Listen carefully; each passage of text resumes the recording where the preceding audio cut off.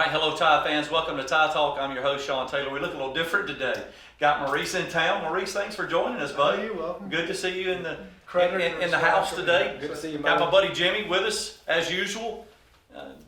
Look, it's good for us all to be here. Totally different than seeing you on the screen. Well, you told me Jimmy wasn't going to be here, so I can't. That's why you came. We fooled you. Yeah, Yeah. we just did that to get you here, I buddy. appreciate We you. do what we can. Especially, and by the way, happy birthday, man. Thank you. Fans, Yeah. there's no way that you can say this guy looks 60 years old. It's not possible. I feel it. Just turned 60 years old, so happy birthday, Thank buddy. you. Thank you. Happy birthday.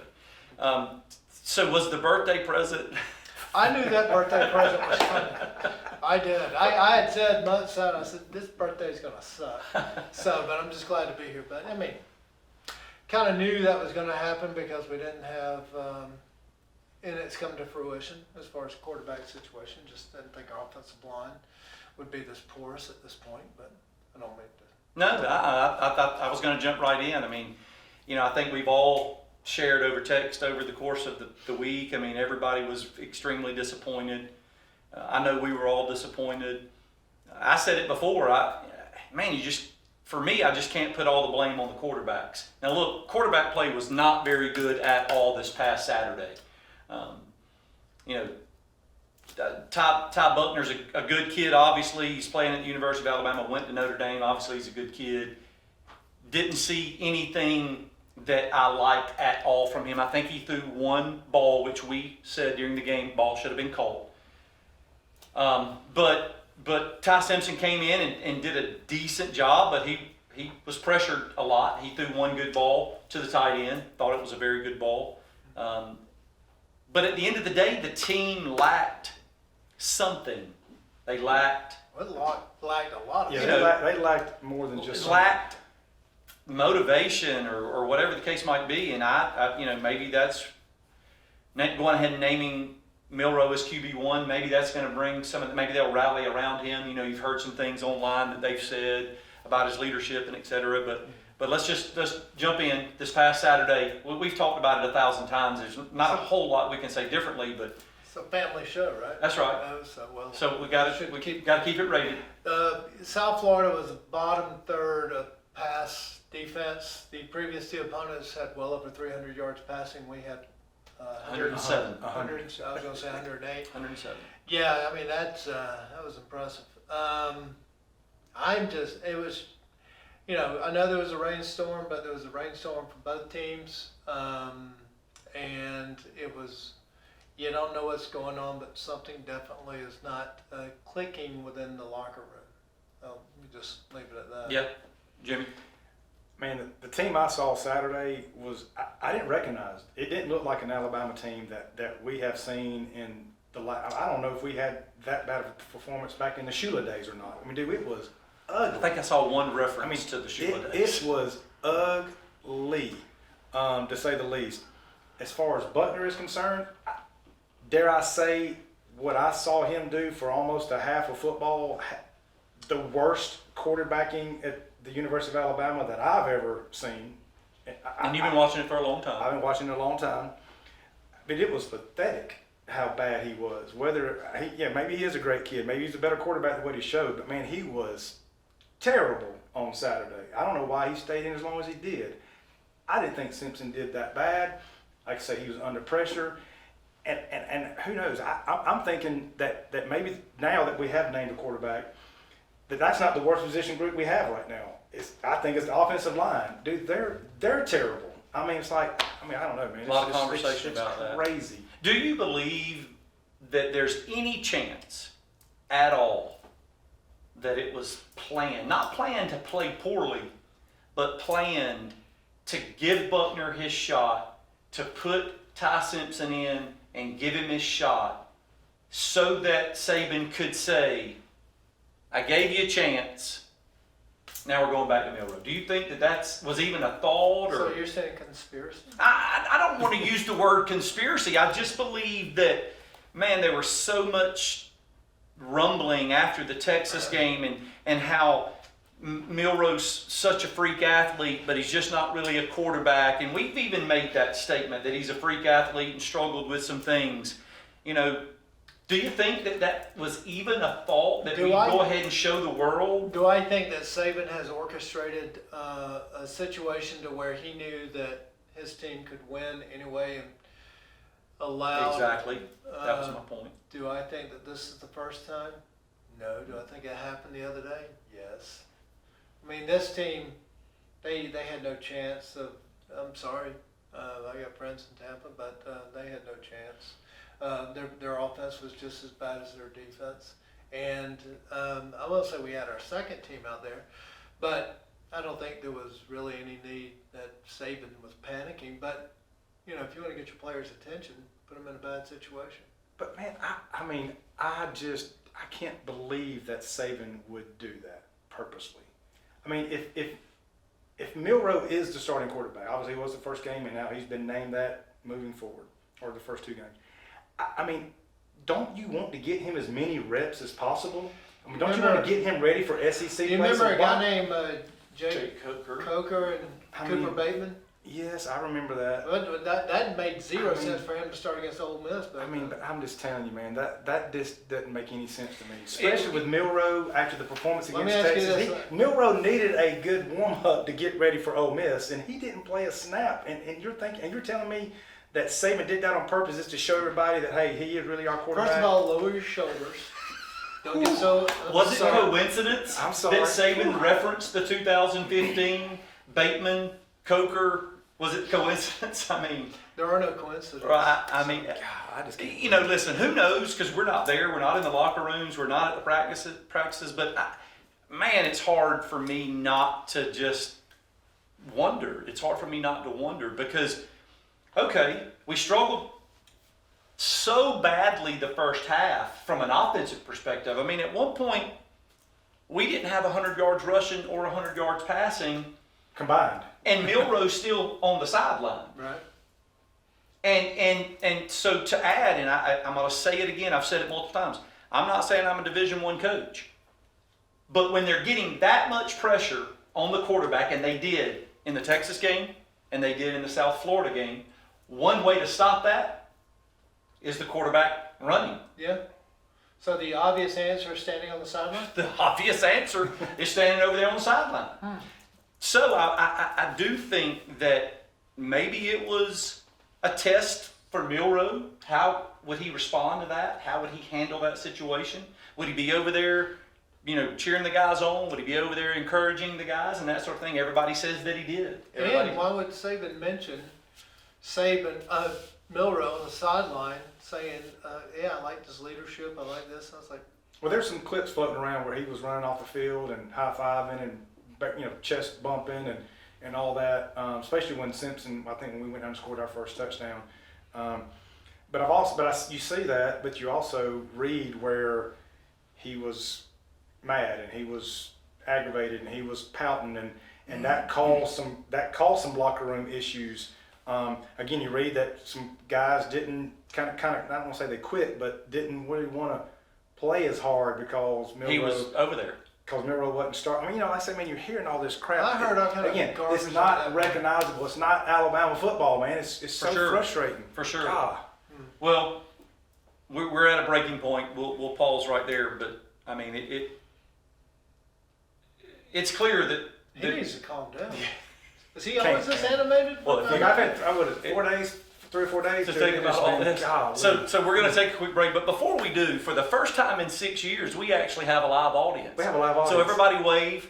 My good Hey, friend, baby. Miss Vonda Messick, my best friend's wife, is in the house. So, She's responsible for this. oh really? Yes. So hey Vonda. So Tide fans, hold your seats. We'll be right back with Tide Talk.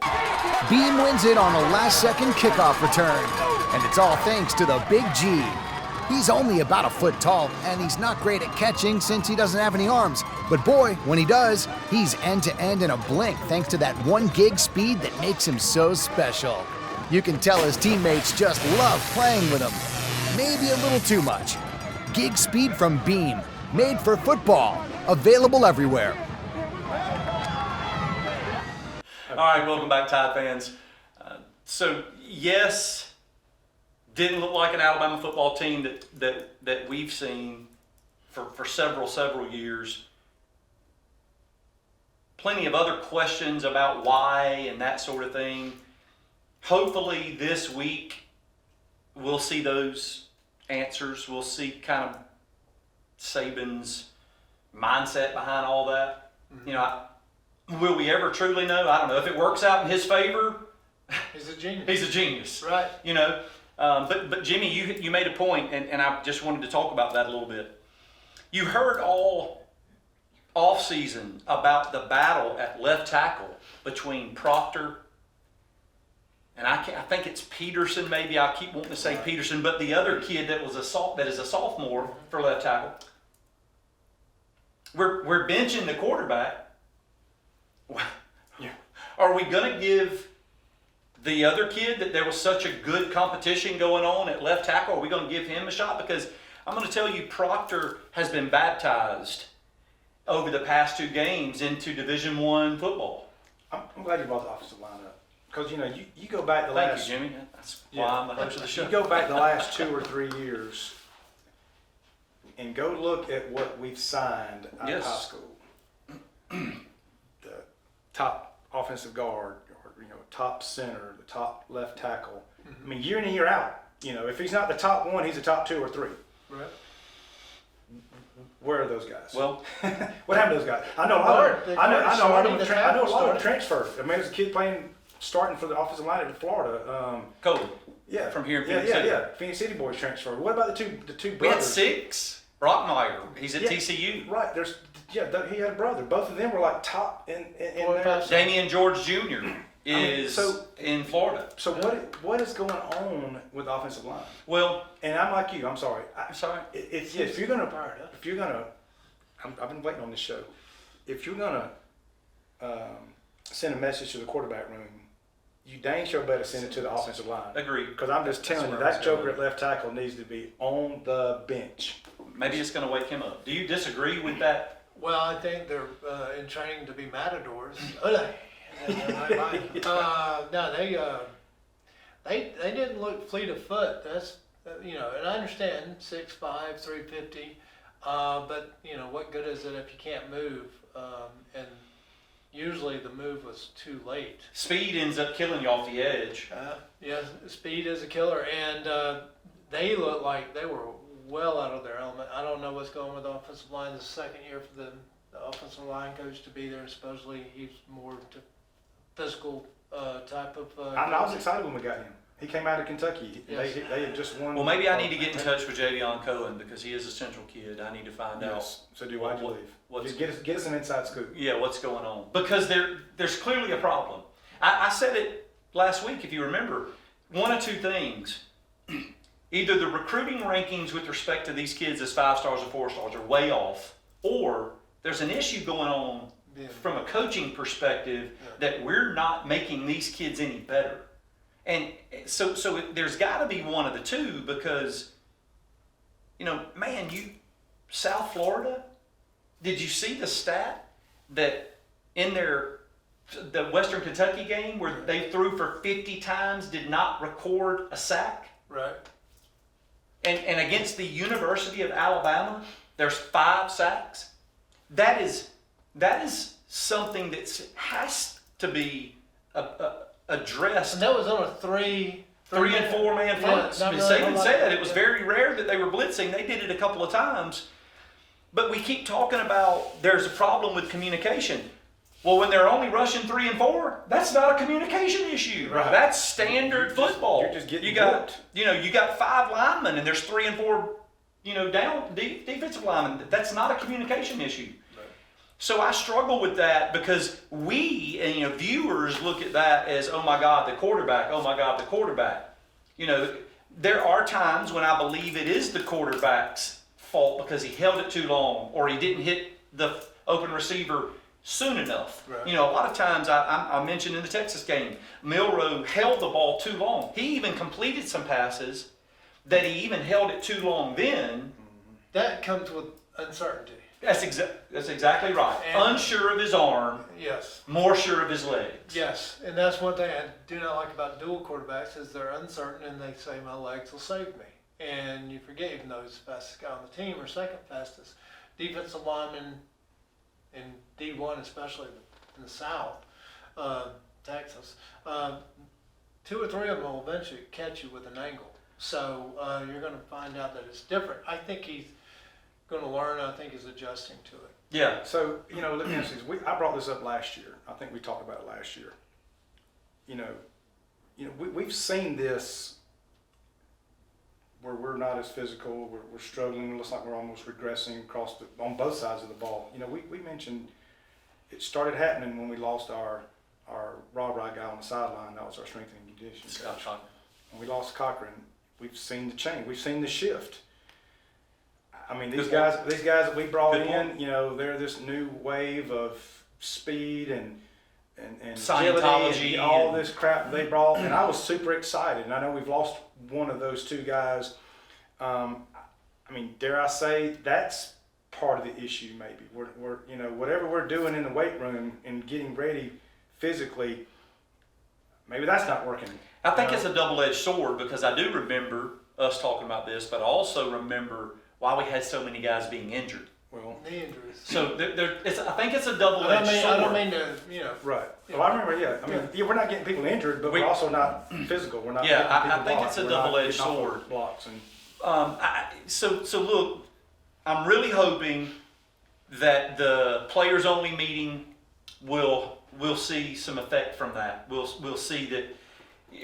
We've said it multiple times, Maurice. I don't see anybody on the sideline grabbing somebody by the face mask or slapping them upside the helmet. right. Telling them to get their crap together. And I heard somebody, a commentator the other day, wasn't hurt. Sure. They said it on Yeah. on game day You Saturday. don't have a Rolando McClain or And- Rashawn Evans. And that's look, there we haven't being- seen a player get another player's face. So guess who else we ain't seen get in somebody's face? Saban. Our stinking head coach. How many times have we seen him getting people's grills over the years and headsets being thrown and visors going one way and headsets going another? He's just over there with his arms crossed. Just, Wow. Yeah. Wow. Turning quickly. so, come on.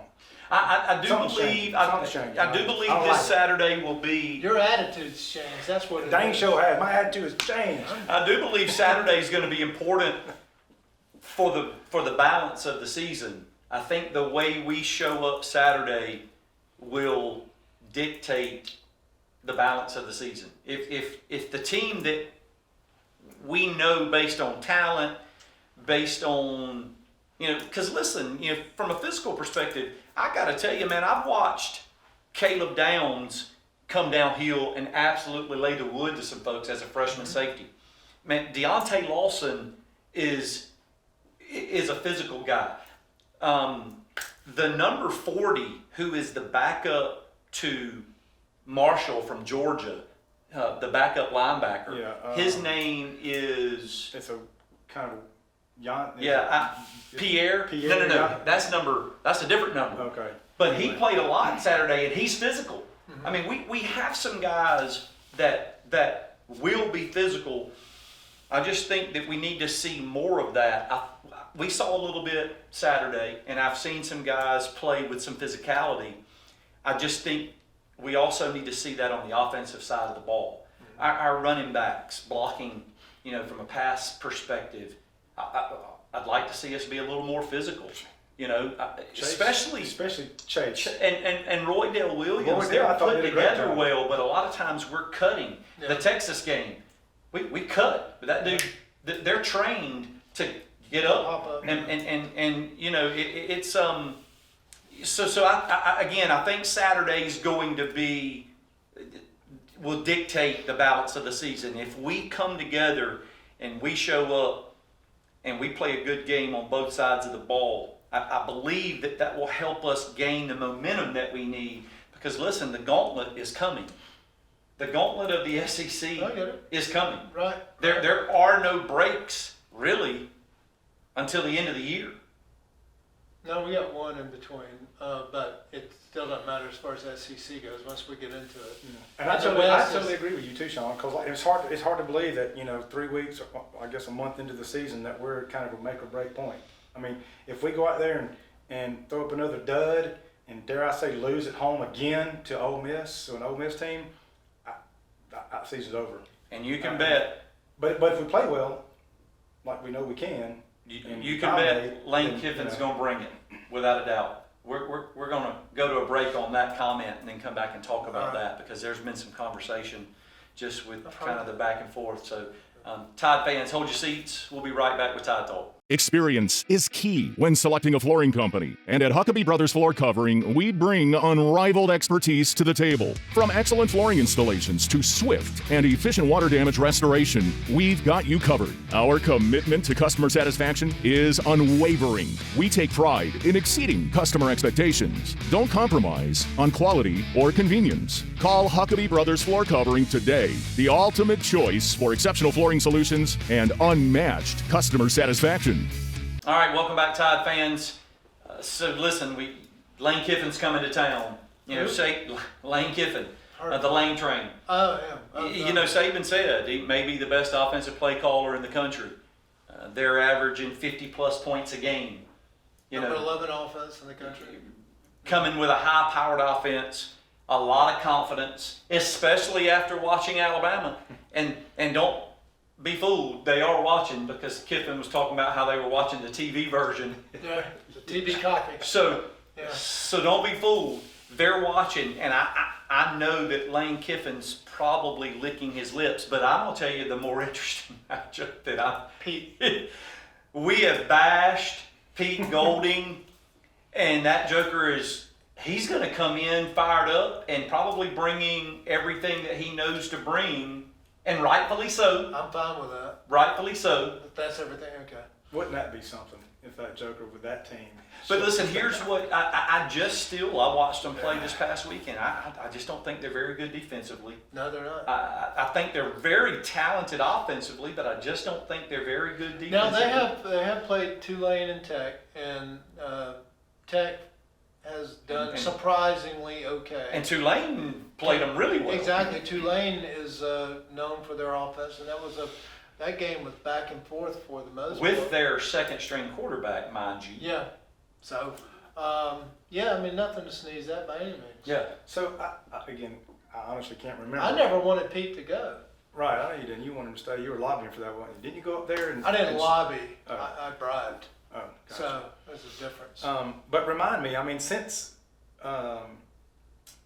Kiffin has been at Ole Miss, have we had a close game with them? It seems like every time we've played them since he's been there. The first half's always been really good, but we end up Yeah. beating them by double digits. It seems like it's always been that way. I mean, I don't remember. I don't remember having a close game with them. We since know he's been that there. he's going to go for it on fourth down. Yeah. He's done it a lot, even when it was to his detriment. It happened this past Saturday. Yeah. 6 times they go for it on fourth down. We stop on 4 of the 6, and as Saban said, that's like 4 turnovers. It is. And you know, Kiffin's his mind. He's built that way. He's going to do the same thing. Our guys have to be prepared for that. They have to be prepared for the tempo. Listen, we've played 2 games back to back of tempo offense, so that part should not be a surprise. You know, that part will not be surprising. I believe, you know, we're ready for that. Clearly the talent level is going to be different on the field this Saturday as it was this past Saturday. But we were talking in the break about our defense. I'm not a fan of the bend but don't break, but I would much rather us not break and them have field goal opportunities or attempts as opposed to touchdowns. But I'm not a fan of 80 yards of offense and get down in the red zone and we decide to stop them. But it seems like that's the way it goes sometimes. I don't have a problem. I mean, right now, I'm okay with Steele as defense coordinator. And we gave it 3 points the other day, and care who you are. They Division play- I football. Yeah. So you keep the other team out of the end zone, you did your job, and you can't fault them. It's like we're faulting them for not doing it good enough. However, I do wish we were more of a turnover defense like we were about 5 years ago. We Yeah. haven't been like that since Pruitt left. And that pick the other day was, you know, a gift that we had. I mean, just USF just threw it up. We had one good one, but it was called back because of a penalty. I mean, Right. McKinstry played that really, really did. well. I mean, I played still it say perfectly. He's like the best corner. In Played the it perfectly, and you know, it was, you know, a penalty so, brought it back. So the question for me is, Is Ole Miss is their offensive line as good as the Texas offensive line? Is their quarterback as good as the Texas quarterback? Are their receivers as good as the Texas receivers? I would answer that and say no, they're not. Well, Texas had their offensive line were all returning starters. They brought back 10 of 11. So I know statistically they're scoring a bunch of points and they're, like you said, they're doing what they're doing, but I don't think they're as good as Texas. I don't think Texas. And so, I feel okay about Saturday, but we're definitely going to have to find some way to get some pressure. We can't just sit back. I mean, there's not a defense out there that can just sit back and not pressure a D1 quarterback and get away with it. Yeah. Well, believe it or not, it's not the passing of Ole Miss. I think they led the conference in rushing last year. They did. And so. That's right. They got that kid out of Montgomery still back. Rashawn Judkins. And they can still run it. And we're still pretty good rush defense. I know we're not, we're talking about the defensive line. I know we're not getting the sacks that we want, that you would hope that would create turnovers. But they're still not giving up a lot as far as ground game. Yeah, well, I think we're doing a pretty And good. like you said, Otis was out there. I think we do a pretty good job rushing defense. I will tell you that, against Texas, against Ole Miss, you can't give up 3 and 4 yards a pop on the ground No. because, You that's a first down. Time of possession. Yeah, it'll eat up the clock and, clock coming into play. So we're going to have to be creative, in my opinion. I certainly believe that the defense is a little bit more prepared, in my opinion, than our offense. Our offense has got to show me something. Our offensive line's got to show me something. I hope. I believe they will rally around Jalen Milroe. I truly believe that will take place, and you'll see some guys playing with a little more life and enthusiasm. Not necessarily how it should be. They should be playing because they're playing for the University of Alabama. They should be doing that regardless. We just didn't see that Saturday. Maybe the weather had an impact on that and all of those things and the fact that we weren't playing well. But this Saturday we'll be at home. They'll be 100,000 strong. We'll be playing against Lane Kiffin. It'll be our first SEC game. So I think you'll see a little more enthusiasm, a little more life. Let's hope we do. Yeah. If not, listen, I'm going to say it now. If not, Say it. we're going to get it handed to us, and it's not going to be pretty. The naysayers are going to continue, and it probably get even worse if we don't go in there and take care of business. Okay. So let's go ahead and kind of get the thought process. We are a 7-point favorite strictly because we're at home. Mm-hmm. Strictly because we're at home. I think, did it not start out at 11? That's what he Well, said. I saw that where some of the betting books had us at 11 and a half, and then, an hour later, Vegas has us at 7. Yeah, 7 is where it is solely because I look at it as a 0-0 ball game. I think it's Well, it is right now. Very good point. I don't look at it as a spread because I think it's going to be fairly even. Predictions. Man, I have no clue how to. Well, we got to make Well, one. you've had plenty of opinions. I mean, look, now that we know who our quarterback You're gonna is, fire Saban a second ago. I'm going to be curious to see what Reese does. Davis? Milroe is not a drop back passer. We've got to design an offense around his ability, around his talent. So I'm going to be interesting to see how that plays out. Yeah. Again, man, I can see this game really. I can see it being a dogfight to the end. I can see us covering the spread, not by 3 touchdowns, but I can see us, maybe scoring late, getting the field, whatever it might be, maybe winning by 10. I do feel like we'll cover a 7-point spread. I think it's going to be a dogfight. Well, let's go ahead. So you're saying that we're going to win. So let's don't look at. You're saying no point prediction or score. You think Alabama I think it's wins. going to be a 31 to 26 or 31 to 24. I think it'll be. I don't know. I would hate to go to Biloxi or Vegas with this guy. It's like, I think Bama will cover. I'm going to pick on this. It's going to be close. No, it's a blowout. All right, well, give us your money. You've pretty much covered yourself on this one. Bama easily cakewalk 38, maybe 17. 38-17. Yeah. Wow, If not bigger. that's pretty bold. Our one live audience fan says 21-17 Bama. I listen. I said it the other night, the other show. I just, man, I don't have that confidence. I know what I hope for, and I hope that 38-17 is accurate. Now, for anybody that thinks I'm a homer, they'll tell you I'm the biggest criticizer of I hope for that. There's going to be so many things that I have to see that's going to make me feel good about it. I mean, I'm going to say 24-17 Bama, and we score late to win. Is there an echo in here? 2021? She said 21-17, right? And I believe 24-17. I think we're score late to win. Hey, regardless, it hopes to be it's the makeup for a good game. We'll see. Hopefully our line will show up and have a different attitude. Right. Maybe we'll see the chip on the shoulder that we've been talking about since last year, Maurice, because we ain't seen it yet. I think you'll see a team that comes together. Yeah, I do believe that the players will rally around Milroe. Maybe that'll be a huge boost for us. So, guys, I'm sure we'll talk. We'll see you right here, fans, next week on Channel 207, and Roll Tide. Roll Tide.